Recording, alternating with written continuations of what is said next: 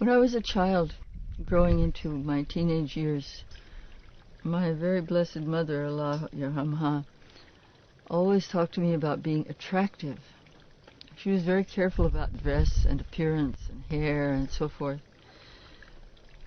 And it was only much later that I came to understand that attractive means that you attract like a magnet. And I began to observe what you attract. And there were certain rather key experiences I had that proved to me that wearing a scarf and loose clothing, which is what hijab is, was indeed protection, which is what hijab means. When I was first coming into Islam, I started playing around with a headscarf because I knew this was something that Muslim women did, and I didn't know why, and I didn't know what for. The only way I could find out was to experiment on myself.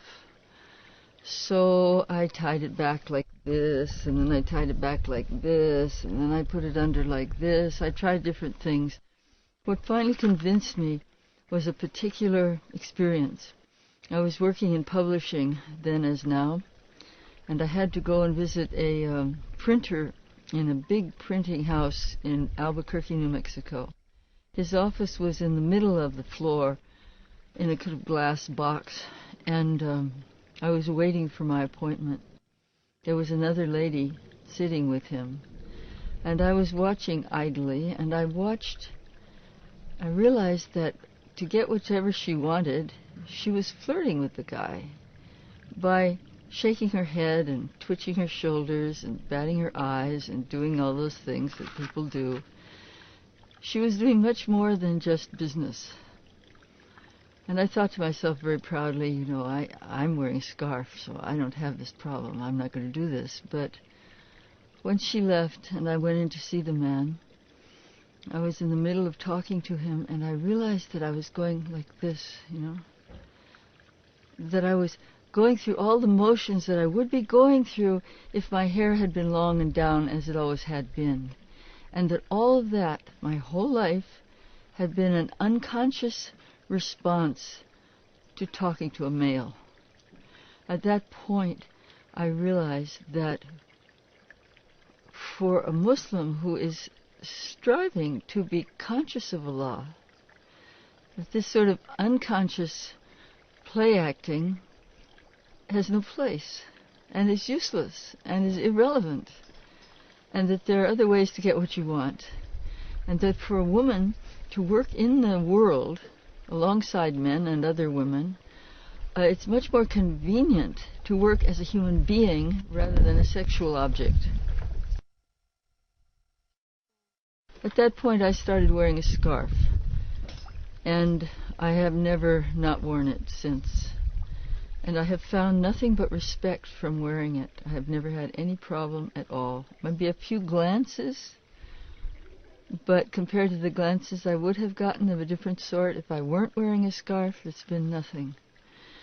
I think that it has helped me to contain myself inside myself, which is one of the objects for both men and women in Islam, not to throw away their precious energies, their sexual energy, the energy that goes through the eye, through the sound, through the motion, but to conserve those for where they can do their best job, which is at home.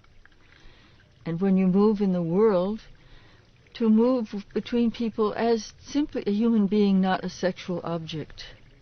I think that the way people dress now in most of the world, particularly in the Western world, is really denying our souls.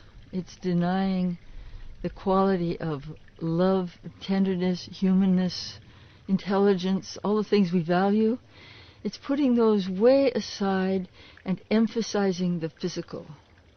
And if you happen to be, have possession of a perfect body, for a few years, you may enjoy this. But for the great majority of human beings, it is simply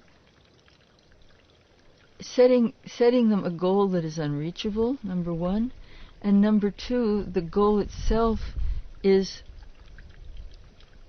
self-defeating because it concentrates completely on the physical and doesn't allow the inner beauty of a person to show through. There's another thing about understanding hijab and Islamic culture in general. If you go to an old Muslim city and you walk around, you find several things. One is that you find the roads are very narrow and the walls around yards are very high. You can't see over them, but the yards themselves may be very spacious. And all you get from walking through these narrow streets, which you never go whoosh, they always bend and turn and go around, so you have to take your time.